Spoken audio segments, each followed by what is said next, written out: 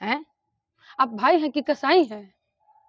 हमको इतना मोह लग रहा है कि बताइए बेचारा कहाँ से वो देंगे? जानते नहीं है कितना पैसा वो कमाते हैं। तुमको मैंने बहुत झेली, अब नहीं झेलूंगा। आखिर हुआ क्या भैया, बोलिए तो सही। मेरे साथ रहना है तब तुमको सारा खर्च देना पड़ेगा। भैया आप हमको इतना मानते थे भैया।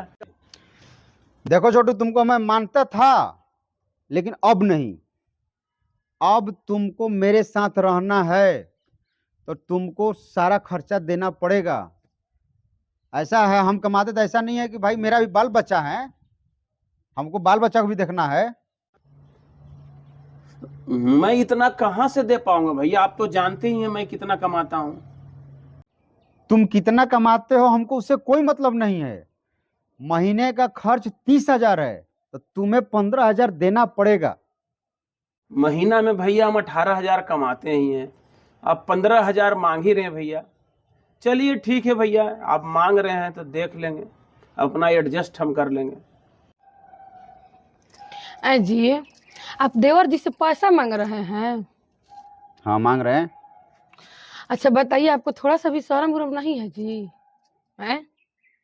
बताइए वो कितना पैसा बेचारा कमाते हैं कि उनको परेशान करके आप रखे हैं? आपको वो अपना बाप जैसा मानते हैं? हैं? आप भाई हैं कि कसाई हैं? हमको इतना मोह लग रहा है कि बताइए बेचारा कहाँ से वो देंगे? जानते नहीं है कितना पैसा वो कमाते हैं। बात तो तुम सही कह रही हो, ऐसा नहीं है, हमें भी टेंशन है, लेकिन हम उसको जो टाइट किए हैं ना, हम अपने लिए नहीं, उसके भविष्य के लिए किए हैं। अगर उसको हम नहीं आज टाइट करेंगे ना तो वो इसी 10 15 20 हज़ार में उलझ के रह जाएगा। कल उसका भी शादी होगा, बच्चे होंगे, तो उसमें जानते हो कितना टैलेंट है, लेकिन वो अपने टैलेंट को भूल गया है। तो कल बच्चे होंगे तो कैसे खर्च चलाएगा। तो मैंने एक नाटक किया है, मैं उसको नहीं चाहता हूँ कोई दुख दूं, लेकिन एक नाटक अपनी जिंदगी में सफल हो।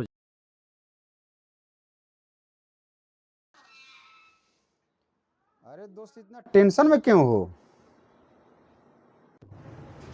अरे क्या करें दोस्त, बहुत समस्या में फंस गए हैं। अब बताओ, 18,000 हम 17-18,000 कमा ही रहे हैं, अब भैया बोल रहे हैं कि घर का आधा खर्चा 15,000 देना पड़ेगा।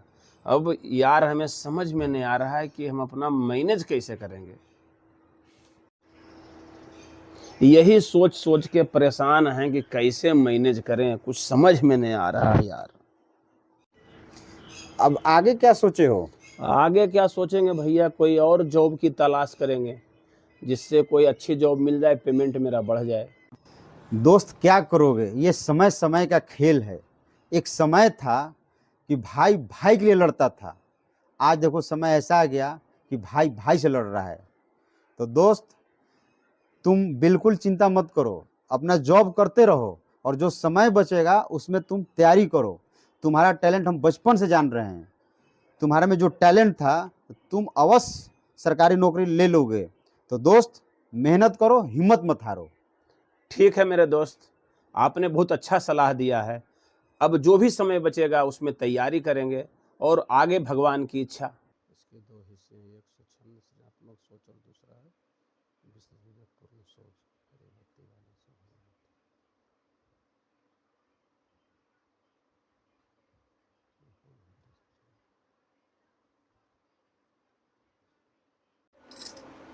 भाई तो बहुत पढ़ रहा है। हाँ जी, हम भी देख रहे हैं, बेचारा बहुत मेहनत कर रहे हैं। हाँ, भगवान करे कि उसे सफलता मिल जाए। एक एक चीज़ का ध्यान रखना, तुम देखो मेहनत करा, तुम उसको किसी तरह कमी मत होने देना। ठीक है ना, मैं ध्यान दूंगी, अच्छा से पढ़ाई कर रहे हैं। हाँ भैया बोलो एक छोटू। जरूरी काम था। हाँ बोलो बोलो। अरे भैया तैयारी कर रहे थे ना, तो रिजल्ट हो गया, उसका इंटरव्यू है भैया, 5,000 रुपया दे देते। अब विश्वास कीजिए भैया, जैसी नौकरी लेगा आपका रुपया लौटा देंगे भैया। अरे छोटू क्या बात कर रहे हो, तुम्हारा रिजल्ट हो गया और बताओ मुझे कितनी खुशी हुई है, और तुम कह रहे हो कि पैसा लौटा देंगे। तुम क्या जानते हो कि मैं जो तुम्हारे साथ इतना किया हूँ वो तुम्हारे लिए ही किया कर रहा था। और जो तुमसे पैसा लिया हूँ, जो तुम दे रहा था, वो सारा पैसा रखे हैं। तुम 5,000 क्या 10,000 लो, और सारा पैसा तुम्हारा रखा हुआ है, तुम सारा पैसा लो। छोटू ये मुझे मालूम था कि तुम्हारे में टैलेंट है और तुम एक दिन सफल हो जाओगे। ये तुम्हारे लाइफ बनाने के लिए मैंने ये नाटक किया था छोटू। भैया हमको तो लगा भैया कि बताइए, मेरे भैया इतने अच्छे हमारे प्रति थे, क्या ऐसा हो गया कि भैया हमारे पर इतना खफा रहते हैं और पैसे के मांग कर दिए।